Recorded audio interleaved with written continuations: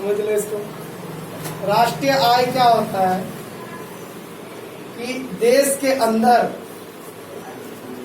जो भी साधन है, जो भी साधन की व्यवस्था है, और वहां पे जो भी पूंजी है देश के पास, जितने भी काम करने वाले लोग हैं, वो सब मिलकर एक साल के अंदर जितना उत्पादन करते हैं, ठीक है, जितने भी सेवाओं का उत्पादन, जितना भी सेवा वो करते हैं, सेवा के क्षेत्र में काम करते हैं, जितने भी वो उत्पाद करते हैं, इसी को हम क्या बोल देते हैं? राष्ट्रीय आय बोल देते हैं। आय का चक्रीय प्रवाह, ये बहुत इंपॉर्टेंट है। इसको कैसे समझेंगे? देखो, जो दो पक्ष यहां पर देखो, एक है उत्पाद उद्योग, उत्पाद करने वाले उद्योग जहां पर सामान बनता है, और एक है उपभोक्ता, यानी जो सामान बन रहा है। मान के चलो कहीं पर कपड़ा बनाने का, शर्ट बनाने का, पैंट बनाने का, जूता बनाने का फैक्ट्री है, तो वो जब सामान बनेगा तो उसको कुछ लोग क्या करेंगे? खरीदेंगे ना। तो ये हुआ उपभोक्ता परिवार, यहाँ सामान बनेगा, यहाँ खरीदेंगे। तो होता क्या है कि ये जब सामान बनाने के लिए इसको क्या चाहिए? श्रम चाहिए, पूंजी चाहिए, उद्यम चाहिए। तीन चीज चाहिए ना, श्रम, पूंजी, उद्यम। इसके बिना, भूमि, श्रम, पूंजी, उद्यम, इसके बिना तो कोई सामान तैयार होगा नहीं। तो ये कहां से आएगा? इन परिवारों के पास से ही आएगा ना। इसी में से पैसा भी यहीं से आएगा, श्रम भी यहीं से आएगा, पूंजी भी यहीं से आएगा, सारा कुछ यहां से आएगा। और जब यहां पर कोई सामान बनेगा तो यहां से श्रम, पूंजी, उद्यम ये सब आ रहा है। इसके बदले में यहां से क्या होगा? यहां से इन लोगों को क्या मिलेगा? लगान मिलेगा, मजदूरी मिलेगा, ब्याज मिलेगा, लाभ मिलेगा। अरे जब देखो इन लोगों ने क्या किया, कोई फैक्ट्री अगर लगाया तो उसमें श्रम दिया, पूंजी दिया और उद्यम दिया, है ना। तो उसके बदले में इस परिवार को क्या मिलेगा? किसी तरह का प्रॉफिट मिलेगा, लाभ मिलेगा।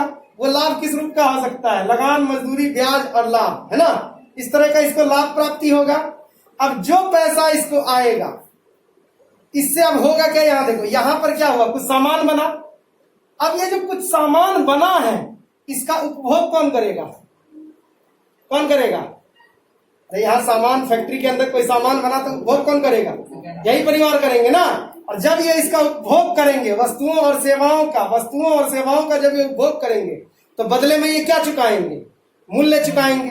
देखो, जब ये किसी वस्तु या सेवा का उपभोग करेंगे तो बदले में ये मूल्य चुकाएंगे। तो उससे क्या होगा? फिर इसका पूंजी बढ़ेगा, है ना। इसमें और ये श्रम, पूंजी, उद्यम लगेगा, और उत्पाद करेंगे, और इसको फायदा पहुंचेगा, और पैसा आएगा, और उपभोग करेगा और पैसा देगा। अरे जितना उपभोग करेगा उतना पैसा, जितना जूता में खरीदने जाऊंगा उतना पैसा लगेगा ना, जितना शर्ट में खरीदने जाऊंगा उतना पैसा लगेगा, जितना पैसा लगेगा वो और फैक्ट्री में पहुंचेगा, वहां पर प्रोडक्शन और बढ़ेगा, और नए नए तरह का वैरायटी बनेगा, अच्छे क्वालिटी का बनेगा। उससे यानी कि और फायदा होगा लोगों को। और जब लोगों को फायदा होगा, जो मजदूर जो उसमें लगे हुए हैं उनको और कमाई होगा, वही पैसा फिर आएगा, और उससे बढ़िया चीज वो और चाहेंगे कि भाई इस बार वो कौन सा जूता पहन रहे थे, कोई ज्यादा कंफर्ट नहीं दे रहा था पैर को, अब और कंफर्टेबल जूता बना। पहली बात तो वो देश के सीमा के भीतर होना चाहिए। अच्छा, वो एक बात और याद रखो, कोई बाहर का आदमी भी अगर आकर भारत के अंदर बनाएगा तो वो भारत के जीडीपी में शामिल होगा। अमेरिका का कोई कंपनी आकर भारत के बाउंड्री के अंदर अगर कोई सामान बनाता है तो किसके जीडीपी में शामिल होगा? इंडिया के जीडीपी में काउंट होगा, ठीक है ना। सामान कहीं का भी नहीं, सामान हमारे बाउंड्री में बन रहा है ना। हाँ, चाहे वो कहीं का भी रहे, इस कंपनी कहीं का भी रहे, अमेरिका का रहे, ब्रिटेन का रहे, कहीं का भी रहे, तो भौगोलिक सीमा के अंदर बनना चाहिए सामान, ठीक है। दूसरा नियम क्या है? एक लेखा वर्ष। इसमें ऐसा नहीं है कि 10 साल का जोड़ देंगे पैसा, 10 साल के अंदर क्या क्या बना था सारा का कीमत जोड़ो, नहीं। एक लेखा वर्ष का कीमत देखो, एक लेखा वर्ष में जितना सामान बना है, जितना सेवा हुआ है, उसका कीमत, ठीक है। बाउंड्री के अंदर होना चाहिए, एक लेखा वर्ष का होना चाहिए, और उत्पादित जो भी सामान है उसको डबल नहीं काउंट करेंगे कि खेत में एक बार काउंटिंग में ले लिया 6-10 क्विंटल 10 क्विंटल गेहूं का, तो 10 क्विंटल का क्या हो गया, 20,000 रुपया ना। एक 20,000 यहां से जोड़ दिए, फिर गए पार्ले जी के फैक्ट्री से, पार्ले जी के फैक्ट्री में अच्छा 10 क्विंटल बिस्किट उत्पादित हुआ था।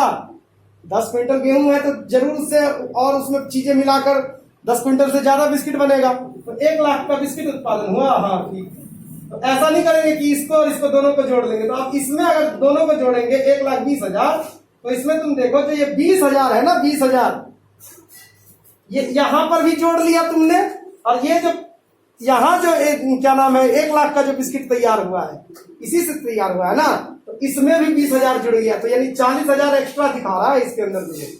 तो हमें इसको नहीं गिनना है, हमें सीधे किसको गिनना है, अंतिम उत्पाद में क्या मूल्य है उसको, शुरुआती उत्पाद को नहीं देखना, हमें किसको देखना है, सिर्फ अंतिम मूल्य। अंतिम लोहा खान में निकला उसका कीमत नहीं हम लगाएंगे, लोहे से क्या क्या बन गया, ठीक है ना, उसके कीमत को हम देखेंगे, ठीक है। तो अंतिम उत्पाद, तो ये 3 शर्त है।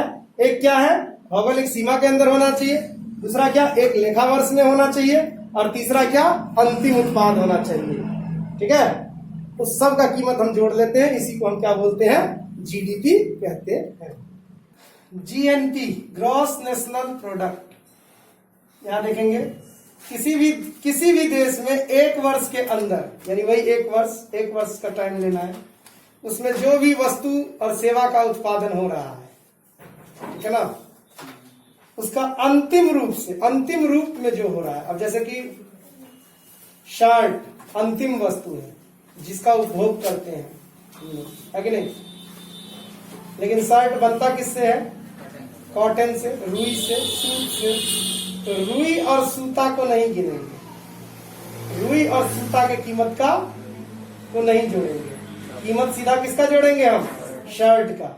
यानी अंतिम रूप से जो उत्पादित वस्तु है उसका बाजार मूल्य, बाजार में जो मूल्य है, ठीक है ना, बाजार में जो कीमत है। अब देखो क्या फर्क था, जीडीपी जो था वहां पर वो कैसा मूल्य था, मौद्रिक मूल्य था, है ना।